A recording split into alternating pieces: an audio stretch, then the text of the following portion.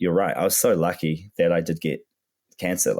That journey for me just changed everything. Like I was about to go work for Billabong, a surf company, try and climb the corporate ladder, move to Auckland in the middle of a city that doesn't, Oof. because that's what everybody did.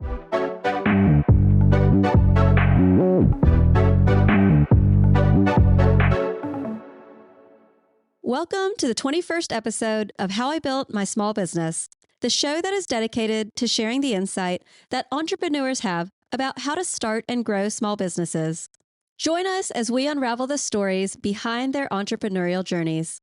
I'm Anne McGinty, your host, and today we have Matt Scorringe chatting with us about his journey to becoming New Zealand's Olympic surfing coach. Matt is the founder CEO of The Art of Surfing, a business that provides high-performance, personalized surf coaching, academy memberships, and remote coaching worldwide.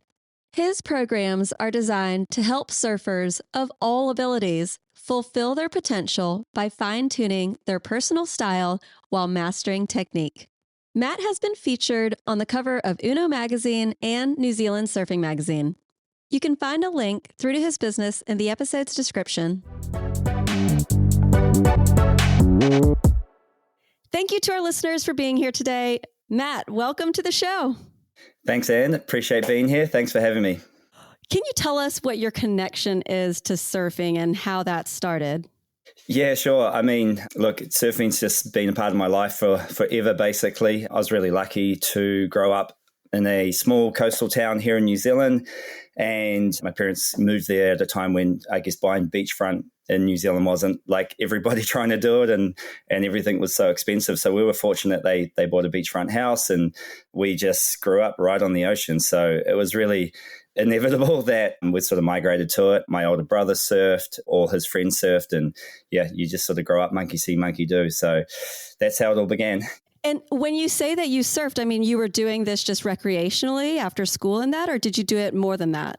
Yeah, I mean, look, at the start, it was like, I was like 4, grabbing the foamy and just running out front before, after, and sometimes during school. So it was, nice. Yeah, we were sort of just, beach kids. And, I always sort of say the story. Mum used to hang a red towel over the balcony when it was dinner time, so you'd just look in and food was ready. So we were pretty lucky. Good days. What a life. So what were you doing before starting The Art of Surfing?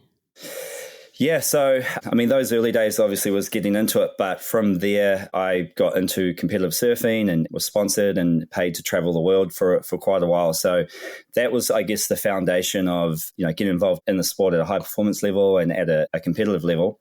And so directly before starting The Art of Surfing, I was actually recovering or had just been fighting cancer for 2 years. So that journey sort of is important to always bring in, because it really helped me sort of take a step back from where I was at, sort of look at what I really wanted to do with my life. And honestly, during that period was where I really decided I wanted to be a surf coach and launch a surf coaching business in New Zealand. Oh, wow. That's amazing. When you were recovering, how did you decide to actually start a surf coaching business? Yeah, so before getting sick, I stopped competing professionally. I was still paid what we call free surfer, and I was traveling the world. And at that time, a good friend of mine, I was living on the Gold Coast at the time, qualified for the big league. So he made the world tour, and he asked me to be his caddy and filmer for a year. So that involved traveling with him to all the major events. And that was the year that I really started to learn about what it takes to be an elite athlete and a professional, and watching, Kelly Slater and all the top guys and girls do their thing. So yeah, it opened my eyes, because in New Zealand, we were really we just didn't have access to that. We didn't see that sort of professionalism in the sport. It was very early days to it even being accepted to be a career path. So yeah, I saw what was happening. I just thought, man, this would be so cool to have this information back here in New Zealand, or these sort of training modalities, or this high performance sort of information feeding back to New Zealand. And I was like, one day I think I might look into that. And then I was working with, his name was Josh. And at the end of the year, I went home for just a couple of months, and I was supposed to go back and work for him. And that's when I fell sick. So that gave me that opportunity, as I said, to sort of focus on myself. And then when I got through the illness, I was like, well, what do I really want to do? I don't want to go and just climb some corporate ladder or be a builder. Like, I'm not passionate about that. I've realized how short life could be. So yeah, just went for it. That's amazing that you had that experience. I mean, it's not amazing that you got sick, but just that it had such an impact on your life. So once you decided to go for it, what steps did you take next? Yeah, I was in Bali for a couple of months just before I decided to come home and launch the business. I was still sort of just working on myself and recovering. And I went up there with my partner to have some time to think about what we wanted to do with our life. Again, that's where I really formulated the plan. And I just remember even the simplest things like, what am I going to call this business? Like, is it going to be something like New Zealand High Performance Surfing? And I was like, no, it's cheesy. So the next steps were just so simple in the process of like, what am I going to call this? What would be the core products or services I do? Where would I be based? And now there's so much business coaching out there and so much information that I think a lot of people would be a lot more understanding of the steps to start up a new business. But at the time I had no idea. And I just came up with a name. I started an Instagram page and I got home to New Zealand and just tapped a few of the local top surfers in my area on the shoulder and said, hey, do you want to do some training? And I wasn't charging at first. I just wanted to help the kids. That was generally the core of what I wanted to do, was help our kids be better. And from there, word spread, and it just sort of one thing led to another. How long did that take, offering your services for free, before the business started to bring in some sort of income? Yeah, it actually happened really fast. So I was lucky. I was in a position where I didn't need to make a lot of money, just recovering. I was still just staying with my mum and dad at the time. Again, just still working on myself. And so I was able to take it slow in the sense that I didn't have to like raise all this capital and invest in all this products or, surfboards and wetsuits and things like that. I just was able to kind of test the waters and see how it went. And so that's how I started. But honestly, within 3 weeks, like the whole country knew I was coaching. I was getting calls from all around the country from different parents and, hey, we're coming to my hometown, Whangamata, because there's national surf comps held there over the summer. Would you train our kid during the event? And so before I knew it, I was like, oh, shoot, like how much do I even charge? Like what's fair and reasonable? And so it was a fast learning curve, yeah. So 3 weeks, how did so many people hear about you? Well, I was very lucky. In my hometown, I was coaching like the top New Zealand female and male junior surfers. They were already successful, talented young kids. And I come from an area where a lot of good surfers grow up. So I had relationships with them already. I was already, I guess you could say, a bit of a mentor to them already. And I just sort of formalized it to be a bit more that, hey, I am offering the service beyond just being available as someone that cares about the younger kids in the area. And yeah, that word spread pretty quick and they were doing really well. So they were very helpful in sort of recommending me around to other people, or their parents were anyway. And did you have any mentors along the way? I mean, I know that you said you were traveling with the surfer Josh. Yeah. So did he or did his coach or anyone that you met in that circuit help you along the way with this, or you just kind of watched and sponged? Yeah, pretty much watched and sponged. The initial stages, I had no teaching training or coaching training, on a broader spectrum, let alone actually had very much training myself from surf-specific coaches, because I guess to give the listeners an idea, like there was no such thing as a professional surf coach in New Zealand. No one was doing that. It did not exist.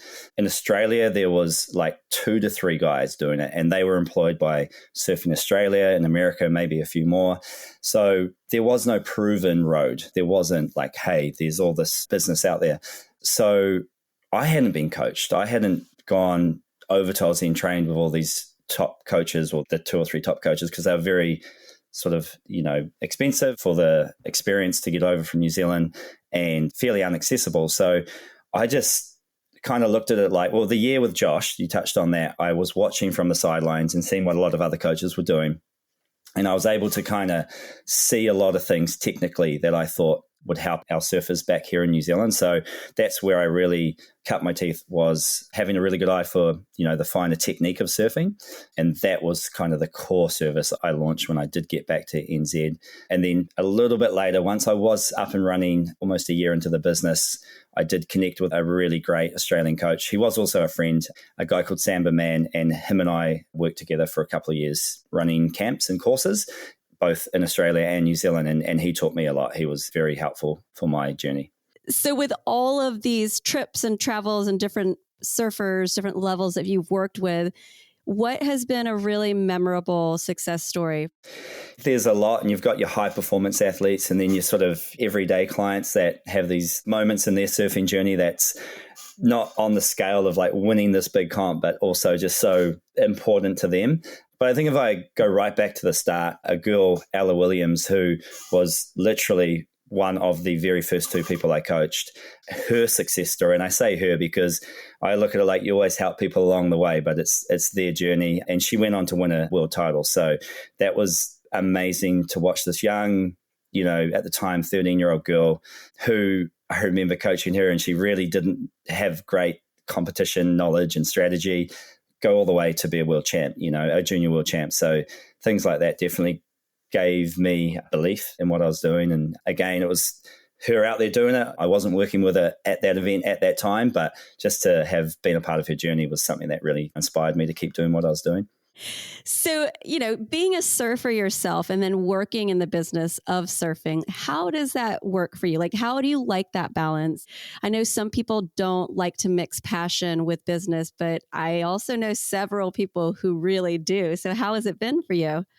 Yeah, it's a juggle. You have to look after yourself at the end of the day, and you can get burnout. You're at the beach a lot and you're watching the surf a lot. And I mean, I just was in Taranaki this weekend for a course, and the waves were incredible on the Sunday, and I was on the beach filming and coaching these kids. But I always just remind myself, well, it's better than being in an office right now anyway. And I'm loving what I'm doing. And then on top of that, I always go for a surf when it's finished anyway. So yes. Sometimes you're a bit tired, but you make sure you do it. But yeah, I mean, look, I was just in Puerto Rico with the New Zealand team for the Olympic qualifier event, which is the ISA World Games. And I had 2 surfs in over 2 weeks in some really average conditions, because you're there to do a job and you're focusing on the team. And, sometimes you sort of think, whoa, this is crazy. I'm in Puerto Rico where there's all these beautiful waves, and, I've always wanted to come here, and all of a sudden you're not even in the water. And it can feel sometimes a bit off, but then you wouldn't be in Puerto Rico anyway if you weren't doing this job. You wouldn't be supporting these athletes in this Olympic dream, Totally. So, yes. Yeah, you just gotta look at the pros. Yeah. Yeah. I mean, definitely. Yeah. The surf culture and your coaching approach, how do you think that it's impacted it? Yeah, the culture has been pretty funny to watch from like my perspective over the last 13 years, because when I started, like I literally had people say to me, again for the listeners, like I never leaned into the learn to surf stuff. I was always high performance. I really started with the elite, and I worked my way backwards down to developing younger athletes and then moving eventually into sort of more everyday adult recreational surfers. So that culture when I started, like there was no way a 35-year-old average Joe was going to be seen at the beach being filmed and coached. Like their mates would have given them so much crap. And I had guys texting me like, hey, would you coach me? But can we go to this remote beach? We're like, around the corner, because they wanted it. Everyone wanted to improve. You think of golf, and who doesn't go get a golf lesson any age? You want to play with your mates on a Sunday and not be the one that has to buy the rounds of beers at the end of the game, whatever the reason is. People want to be better. And the culture has really changed from like not accepting coaching to be okay to do unless you're a pro surfer, to every man and their dog and every school out there, surf school out there, even very learn to surf schools trying to offer all this like advanced video analysis, review, high performance training. So yeah, it's gone 180. I'm just really stoked I was there from the beginning to, sort of say I've been doing it the whole time. Yeah. I still think it's kind of the beginning. I mean, I'm in California and our area isn't fantastic. It's not like Southern California has better waves and water temp, but the type of coaching that you're offering is not really available around us. Yeah, I hear. That's why I launched a lot of my online products and my remote coaching because I would get American clients and clients from around the world saying, well, we came across what you're doing. No one does it here in like the whole of New York, for example. And I was like, okay. And so I started coaching one guy online, and next thing I've got 15 New Yorkers signed up to my programs. In fact, I go to El Salvador in a couple of weeks, and they're all from New York that are coming to a retreat I'm running there. So yeah, it does surprise me, but there's a lot of people out there trying to do it. But I guess without trying to sound like how it will sound, there's not a lot of people that truly know the technical information and how to deliver it. And, you're always looking behind you a little bit as a business owner, right? Say you start a yoga studio in your local community and then one pops up down the road. At first you get a little bit like, hey, this is my area. But in business, you never look backwards to other people. You're always looking to how you can be ahead of the curve. So I feel like a lot of people are trying it now. There's a lot of local surf schools offering at least development programs with some light video analysis. But what I've always backed myself on is just knowing I can truly change people's surfing technique and their understanding of how to improve. And when you just prove it over and over and your clients leave happy, that word it goes global. And you've got the experience of having been a competitive surfer and also watched a top professional surfer get this type of training. So that really sets you apart. For sure. How does the process even work with remote coaching? Yeah, so one of the things I've always tried to do was be sort of ahead of that curve, but particularly with technology. Like I've always been a bit of a tech geek in my own passions, whatever that might be. I was always like editing surf clips when I was young and looking for the latest like editing software and so on. So, the year that I worked with Josh, I was his filmer. I was editing his clips. Is this Josh Kerr? Yeah, Josh Kerr. Yeah, sorry. Yeah. Wow. Yeah. Sure. Yeah. So, he's obviously one of the world's greatest surfers, particularly from an entertainment perspective. Like his aerial surfing, his progressional surfing was just incredible. So we built a website. This is 2009. Instagram was not around. We created content, we uploaded it through YouTube, which we embedded on the website. And he put me in charge of organizing all of this, right? He's a pro surfer. He wants to train and surf. So I was filming, I was editing, I was building websites, I was marketing it as best I could at the time with Facebook and trying to pump it out there. And we actually got voted at one of the end of year what they call Surfer Poll Awards as the #1 pro surfer website. So that gave me the confidence to be like, right, technology and all this stuff is what really, you got to stay on top of. And back to the remote coaching, I just always wanted to be able to have a service that people could use from all around the world. And so I was looking for that, and a particular app came up. And essentially, it's kind of like Facebook, a video analysis sort of service, file sharing, a community, like all in one. And so I can utilize that to coach people abroad. And they sign up for 3-6 months, sort of year-long coaching programs where they send footage, I review it. Some of the high performance kids I coach around the country and globally, it's more of like a mentor role where I'm helping with their competitions, reviewing their heats, helping with equipment, helping them decide on what comps to go and where, and just sponsorship stuff as well. So yeah, it's sort of like I'm their coach in their pocket kind of thing. That's amazing. And so they, I assume, need to employ or have a friend just sit on the sand and film them. Yeah, luckily most kids' parents are pretty passionate now and film them a lot. And then a lot of kids are in school programs where they might have a surf academy and they have a teacher that films them. And then, there's all the sort of follow cams out there now with the technology too. So how many students do you work with each year? I mean, between the academy and remote coaching and the squads and the camps. Probably too many, to be fair. That's probably my biggest issue. Yeah, honestly, thousands. Wow. I mean, I have 80 kids a week I work with at my local before and after school programs. That's incredible. We have weekend courses around the country with 10 to 15 kids. The academy has hundreds and hundreds of members.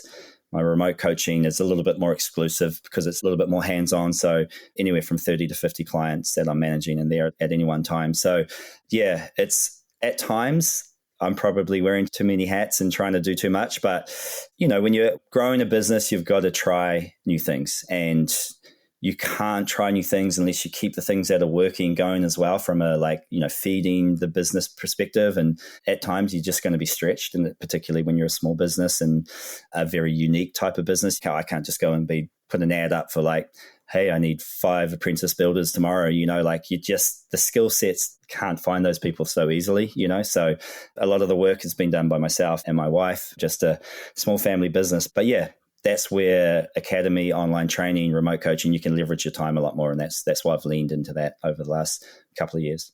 And what is your vision for the future of the business? Like, do you want to see this thing go with unlimited growth and franchise around the world?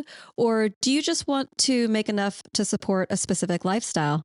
Yeah, I have been offered to franchise all around the world and I've turned it down at this point. I really wanted to get to a point where I felt like I've built the brand, the reputation and the credibility to exactly where I could. And I feel like I've done the best I can, which I guess you're always going to think I could do more, I could do better. But I'm still on that journey. I'm still growing as a coach. I was fortunate to do one Olympic cycle and hopefully we'll be there on another one. And I just want to sort of not let any other franchisees out there maybe change the perspective of what the art of surfing is known to be globally, while I leverage more of the online products I have to create more passive income. So the answer right now is to support a specific lifestyle. I want to, over the next 3 years, really grow the remote coaching and the academy side, probably be less available at a high performance level in person and recreationally for myself. And then we would like to live in the tropics in Bali most of the year and be based from there. We already do 2 or 3 months a year there every year, but we'd like to lift that to about 6. So support a lifestyle would be probably the number one answer. And so ideally, what you would do 6 months Bali, 6 months New Zealand? Yeah, about that. Yeah. Oh my gosh, that's the dream. Yeah. We're trying to get to 6 months New Zealand, 6 months California. That's a pretty good dream still, yeah. So how long has it been that you've been running the business now? Coming up about 13 years full time. And in that journey, what mistakes have you made and what lessons have you learned from them? Yeah, continuing on from what I was saying, just trying to do too much sometimes and say yes to too many people. So that was probably the biggest lessons. I mean, I've had a lot of mistakes, when it comes to smaller stuff like apps or technology or kind of going down the road of the business like, oh, that's not what I enjoy. But I think on a more broader scale, that's outside of the surf specific side of what I do, just your time. The biggest lesson I've learned is how valuable your time is as the primary, like, if you're the person that has all the core knowledge to the business and leveraging other people to do the stuff that maybe you don't like doing or anyone could do, or, someone that's good in that area, whether it's social media or marketing or whatever that might be. I've spent a lot of time trying to learn everything. I think it's good in the early days. I mean, it's like someone that buys a supermarket. They get made to work in all the different areas so they understand the business. Like, that is business. And I'm grateful to have had that sort of interest and being intrigued to learn, like, see if I can do Facebook ads, see if I can do a YouTube channel, see if I can do TikTok. No, I don't like TikTok. I'll go over here, So it's like you're always learning, and then you're like, I could just pay this person to do it. They do it really good, and then I can go make my money here, right? So my mistake was probably trying to do that for too long, learning when to move on, and secondly, just saying yes to too many people in terms of jobs and courses and different contracts, and then all of a sudden, when you're running it, you're just pulled so thin, and other areas of your business can be a little bit neglected. Being so busy is mostly a positive thing with a little bit of growing pain. For sure, yeah. So have you had to continue marketing to grow? I have currently turned off all my paid marketing because I'm at capacity anyway with where I am at running it. But yeah, over the years, really leveraged, obviously, like all people, your social channels. But I think one of the key things that I've learned when it comes to marketing is, everyone's striving to have this sort of like aesthetically beautiful looking Instagram page with palm trees and beaches, and hey, look at us up here in Bali running this retreat, which is necessary. And you do need to have that type of content. But the core content that, particularly in any coaching, it doesn't have to be sport, it could be business coaching or personal coaching, is just putting out content that already helps your clients to improve themselves and whatever that is. And as soon as I turned on that, because I was really protective of, I guess, my IP and my techniques, and I didn't want other people to to steal them. Yeah, steal them, but learn what I was doing and then try and do it elsewhere. Like you say, steal it. That was not the right mindset. As soon as I switched and I was like, you know what, like, put it out there. Everyone can have a go. They can try their best, but I'm me. Back yourself, that people like you for who you are. And I did decide to launch out and give away some of that information, whether it was a 15-second reel or a 10-minute YouTube video, or sometimes it was like an hour seminar that I was giving away online for free, man, the business just took off, and people start to go, wow, if I can learn this much from him online or here or there, like imagine what I could get out of a 4-6 month remote coaching program, or a year in his academy, or an in-person lesson, or whatever it might be. That sounds like such a great way to organically grow the business too. I mean, you're helping people and then it's helping your business. So yeah, definitely. That's amazing. So do you have an off season? No, not really. Oh, no. Yeah. Our off season in New Zealand, of course, is winter, which is when I go to Bali. So that is definitely the time of year where I probably have the best balanced lifestyle. In New Zealand, I'm either traveling around the country, traveling overseas, whether it be with New Zealand teams or things like that, or retreats. But when we go to Bali for 2 months, I take the whole family, and I still run my online sector. And I might run 1 or 2 retreats up there, but I don't work in person because, to fully work up there, you need visas and stuff, which you can get if you want to go down that road, but we're only visiting for a little bit of time. So I'm always respectful of that. And I do my online work at that time, but that gives me a lot more time to enjoy Bali with the family. And, my boys are getting into surfing, and just, I've always wanted to create the business into a position where we can travel the world as a family to the major jobs I want to take, but also the online side, the passive income side supports us to be where we want to be. So the business is not reliant, or maybe it's only 20% reliant on having to be some location at some specific time. And the rest of that 80% of the time, you can be where you want and doing the work at a time you want. And that's always been the dream. That is such a good dream. We've done similar extended traveling with our kids, and people always ask us this question. So I'm curious what you'll say. How do you handle the kids and schooling? Yeah, well, we, at this point, as I say, have only pulled them out for 3 months max. And my personal opinion is that the values, they get from that, what they learn, the school of life, it's just, honestly, like, you cannot put a price on it. We spent like a month in a remote part of Sumbawa, not last year, the year before, with some training I was doing. And I mean, my boys learned about so much, like the Muslim culture, they were like, whoa, what's this? And then like the seaweed farming out front. And what we did is we made our boy, who was 6 at the time, we got him to do all of his studies on these different things. So he'd sit there and Google about seaweed farming, and we ended up meeting the local people that took him to the seaweed factory. And what you can learn in books in a classroom, you can learn out there living and learning. And we still put them in school for the rest of the year. So it's like they're getting the best of both worlds. Yeah. And the correspondence books these days are incredible. They're doing a page a day of their science and their maths and their writing. Honestly, they come back and they're up to speed every time. That's amazing. Yeah. We have felt the same way. It's changing a little bit now that our kids are getting older and we're trying to figure out how to keep doing it. Yeah, look, for the listeners, I've got a 9-year-old and 6-year-old. So it's early days. So, look, intermediate school and high school, it will present different challenges there. And we may look to put them in international schools in Bali. That would be the answer if we did longer term time there. I wouldn't keep them out for 6 months if they're in their like school exams phase and all that kind of stuff. Yeah. Yeah, I'm so inspired to just like hearing you say it. It's just making me want to do more of it. Yeah, totally. So how do you stay updated on latest trends and technologies and surfing and coaching? You've just got to look outside the sport, really. I've always looked a lot to golf, particularly. I think golf's like just a leading sport with coaching and technologies, and there's just such a large market there. There's all sorts of technology they try and utilize, and obviously AI is just VR's coming into it now. So who knows what's going to be next in the future of like sports simulation and training. For me personally, thus far, the video analysis, I was the first person to be really doing it here in New Zealand. And a bit of a unique story, I actually found this app online right back in the day, and my Australian friend came over and I showed him it, and he took it back to the Surfing Australia organization because they were using this sort of outdated, clunky Windows, only worked on laptops kind of thing. And I had an iPad at the beach with an app, and it was like, they're like, wow, that's what we've got to do. So even at times have been ahead of the curve of some of these bigger nations and what they're doing just by continuing to literally just search.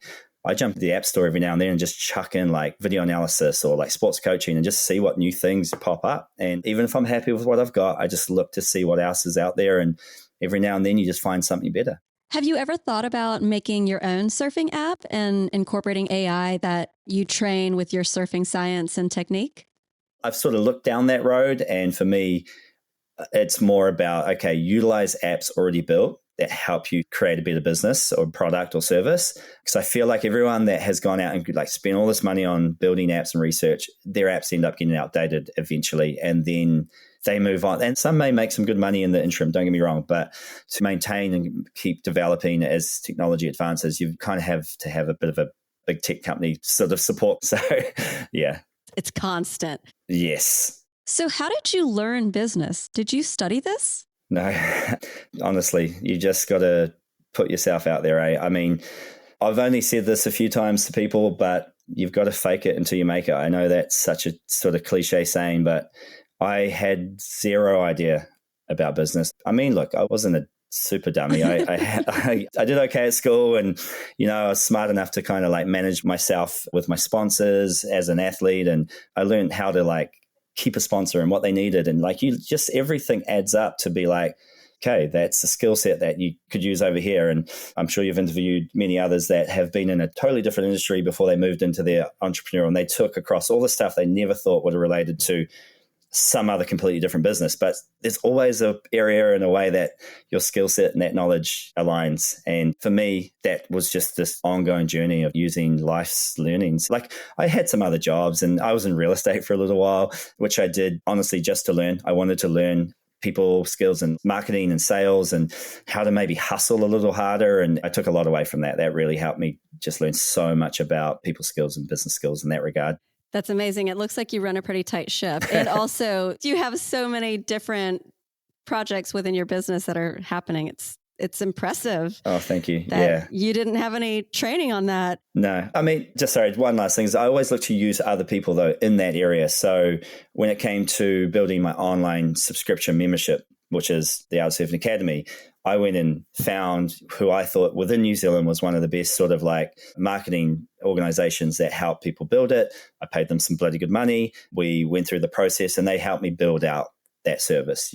Similarly, I had a guy in New York that was involved in a bunch of tech startups, but ultimately he helped me build out my remote coaching offerings and how we'd position them. And so through my coaching, I meet all these people that I coach, and then they just so happen to be, oh, I'm a designer. This guy was a designer for Apple. It was like, well, there you go. Or this guy's, hey, I've run a membership startup company, and it's like, wow, okay. So you start to just go, let's collaborate and give them some free coaching. They'll give you some free coaching. Yeah. Nice. Yeah. That's awesome. What a good way to do business. Yeah. So if your kids were like, hey, Dad, I want to be a business owner, what advice are you going to give them?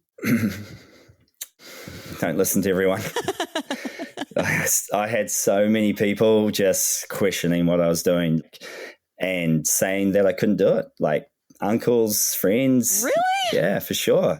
Not directly like, you shouldn't do this, you can't do it, but just insinuating like, so what are you going to do when you need to get a real job? Or like, okay, so what are you going to do, when you finish this hobby, when you finish with your surfing, like chasing waves around the world? Like everyone just thought I was doing it to make a few $1,000s so I could go on my next surf trip. And honestly, everyone doubted me, everyone. And even when I was like 3-4 years in, I'd go to say, Auckland and run like a course. And some dad would come in to pick his daughter after it, who's an architect, and he'd look at you in his suit and go, so what do you do for a real job, mate? And it was just like people looked at you like you weren't doing something that was sort of validated because no one was doing it. That's so ridiculous. Well, no one was doing it. And coach surfing was still kind of like perceived in a certain way. It wasn't an Olympic sport yet. And that's why I said a little earlier, like, I'm so pleased. Yes, surf coaching is in its beginnings still from probably the broader scale, but to have been there 100% from the beginning within New Zealand and from very early days, just from even a global perspective, to see the transition and to now walk into those beaches and people come up to you and be like, how is the Olympics now versus, so what do you do for a real job? To have been involved in that change has been, so for my kids, maybe they come up with some idea that would be seen the way mine was at the time, and you can't listen to people. If you listen to everybody, everyone's just going to fall in line and do the same stuff. Is this a bit of that tall poppy syndrome? 100%. Yeah, for sure. At the early days, I think I've had a lot of support, though. I don't want to say everyone was against me. I just say people didn't believe there was an end result that could be a successful or even slightly successful business or career path. Yeah. Because it wasn't proven. Everyone liked what I was doing. They thought it was cool. They were grateful that I was helping their kids, but no one saw the end goal, that I was seeing. So, yeah. And you mentioned the Olympics. So how did you even become the Olympic surf coach? Well, we were fortunate here in New Zealand that we had 2 incredible athletes qualify for the Olympics. I was lucky enough to be working with them at the time through New Zealand. So I contract Surfing New Zealand to run their high performance program and their campaigns for their World Junior and World Open teams that go to the World Champs. And so we were working together at these comps, and 2 athletes qualified, and one of them happened to be Ella, who was the young girl from Whonga. Yeah. So she's been there since the sort of beginning of what I did, and to see her again, even at that level, go to the Olympics was cool. And then, so we had another guy, Billy, qualify, and I was, I guess, the guy that was doing the coaching at the time. Oh my gosh. Got the job. Amazing. Yeah. But, I had to apply. There was other international, Australian, and American coaches that put applications in.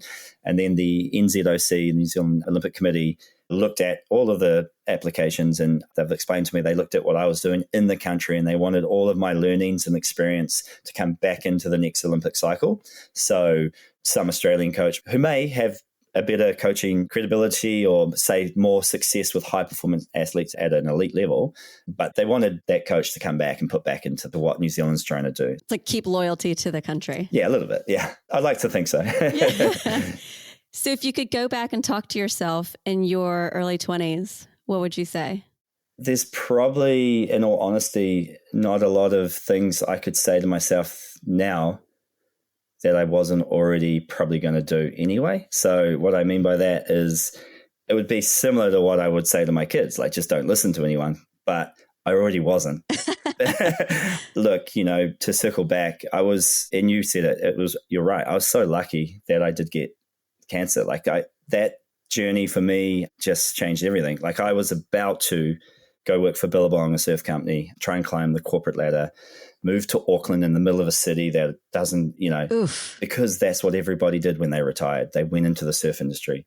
You didn't have other qualifications to go out there and do other things. So, yeah. And then I had that journey with cancer and my health, and I just realized no, that's not what I want. That's not what I'm passionate about. So I would tell my younger 20-year-old self to just don't conform, don't feel like you have to do what everybody else is doing, and start something you're passionate about. Yeah.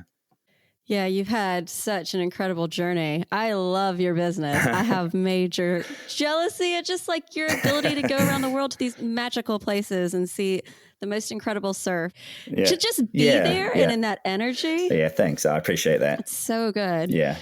Well, thank you so much for coming on the show and sharing your story with all of us. Oh, you're welcome. Thanks for having me. I really, really appreciate being here. It was fun.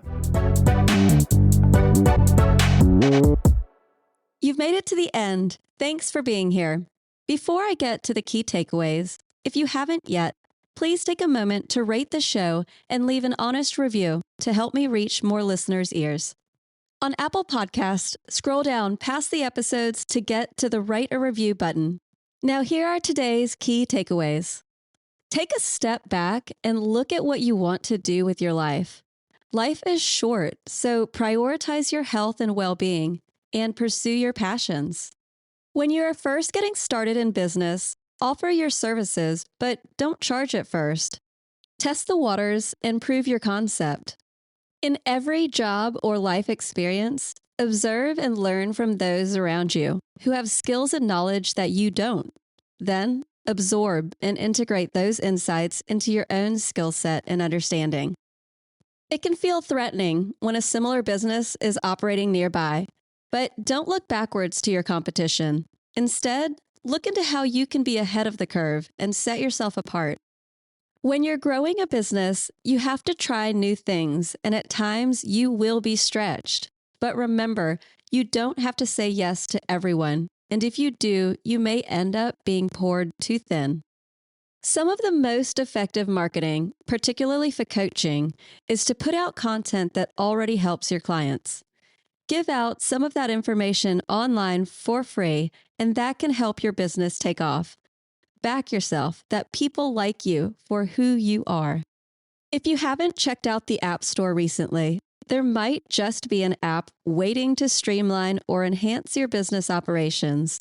Search through it and explore if there's an app that could be a better fit for you than what you're currently using. Through business and life, you will meet people with skill sets from which you could benefit. Offer up a trade and see if there is an opportunity for collaboration. Don't listen to everyone, especially those around you who doubt you. And lastly, don't conform. Don't feel like you have to do what everybody else is doing in order to be successful. That's it for today. I release episodes once a week, so come back and check it out. Have a great day.